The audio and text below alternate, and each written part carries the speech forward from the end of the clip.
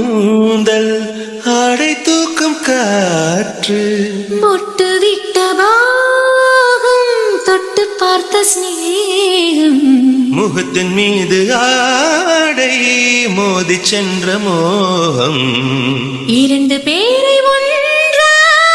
எழுதி பார்க்கும் இன்பம். பிரியம் பிரியம் பிரியம், பிரியம் பிரியம் உடையாத வெண்ணிடா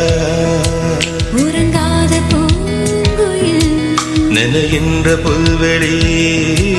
நனையாத பூவனம் உதிர்கின்ற ஒரு முடி